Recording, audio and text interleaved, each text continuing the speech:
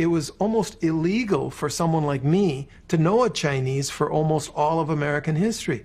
The Chinese came to America to mine gold and build the railroads, and Americans decided we didn't like the competition. So in 1882, we had the Chinese Exclusion Acts, which kept the Chinese out of the United States for about 100 years. So you have the largest population in the world that can't come to the United States. So at just the point we're putting up the Statue of Liberty saying we welcome everybody, we were erecting a wall saying we welcome everybody except those Chinese.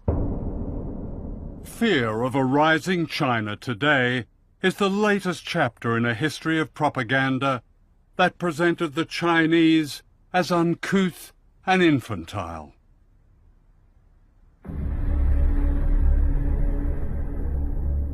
To Western popular and political culture, the Chinese became the yellow peril.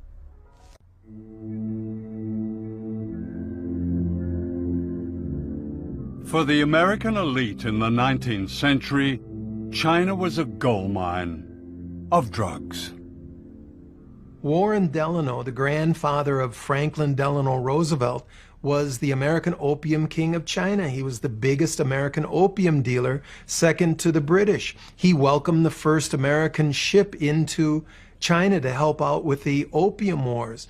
Much of the east coast of America, Columbia, Harvard, Yale, Princeton, were born from opium money. The American Industrial Revolution was funded by huge pools of money. Where did this come from? It came from illegal drugs in the biggest market in the world, China. Let me get this right. The grandfather of arguably the most liberal president, Franklin Delano Roosevelt, was a drug runner.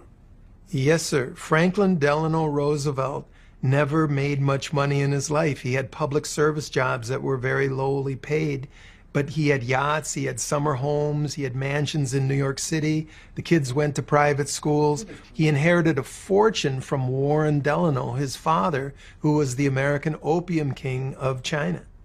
If you scratch anyone with the name Forbes in their name, John Forbes Carey, Secretary of State John Forbes Carey. That's the present Secretary of State. Yes, sir. You'll find opium money. His great-grandfather was an opium dealer. How big was opium money? Opium money built the first industrial city in the United States, Lowell, Massachusetts. It built the first 5 railroads in the United States. Opium money all over the East Coast, but it wasn't talked about. It was called the China trade.